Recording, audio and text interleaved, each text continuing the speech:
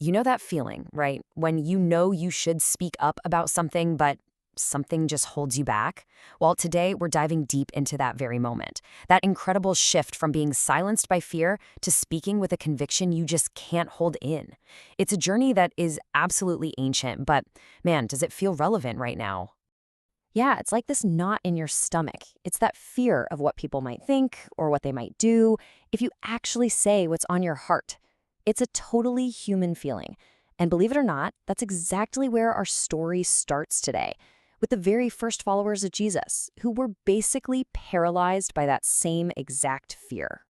And this right here, this is basically our roadmap for today.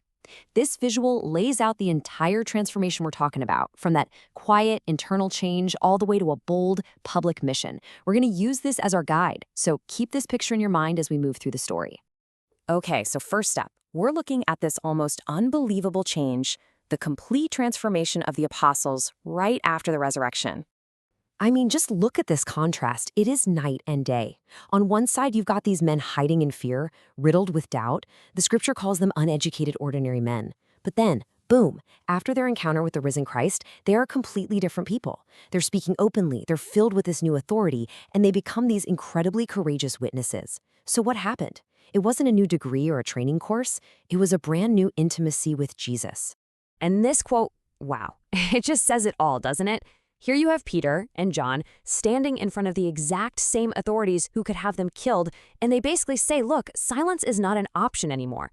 The conviction they felt on the inside from everything they had seen and heard was just way stronger than any threat on the outside. You know, here's something really key from the Gospel of Mark. Jesus isn't looking for perfect people. He finds his disciples right there in the middle of their doubts.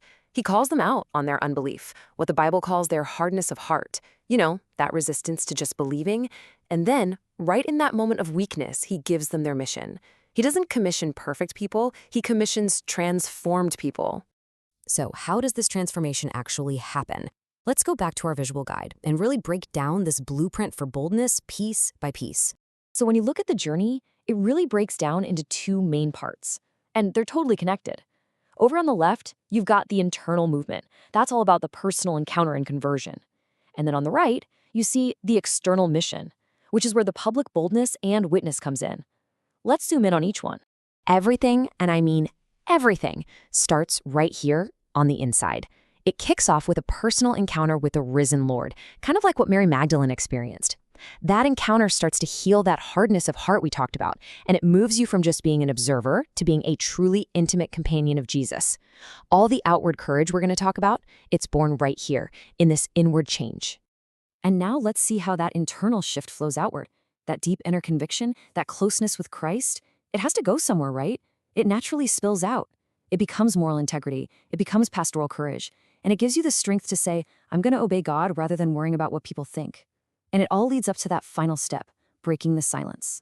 Okay, so this isn't just some ancient theory, right? It's not just a blueprint on a chart. Let's look at a powerful, real-world example of this exact journey in the life of Saint Stanislaus of Krakow. So Stanislaus was born way back in the 11th century. He becomes a bishop, and he's known for just being a really good moral guy. But when he sees the king, Boleslav II, doing some seriously unjust and corrupt things, he doesn't just look the other way. No, he publicly confronts the king. And this act of courage ultimately cost him his life. He was martyred in 1079, murdered right in the middle of celebrating Mass. And this was his guiding light, his core principle, and it comes straight out of the book of Acts.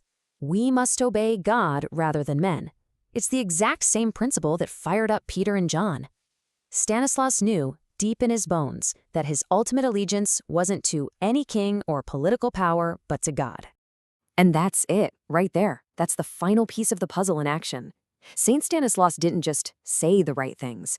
His entire life was a proclamation. He truly lived out that external mission, turning his deep inner conviction into fearless public action, even when it cost him everything. So, that's a powerful story. But what does this incredible journey from fear to boldness actually mean for us in our own lives right here, right now? Look, boldness doesn't always mean you have to go confront a king.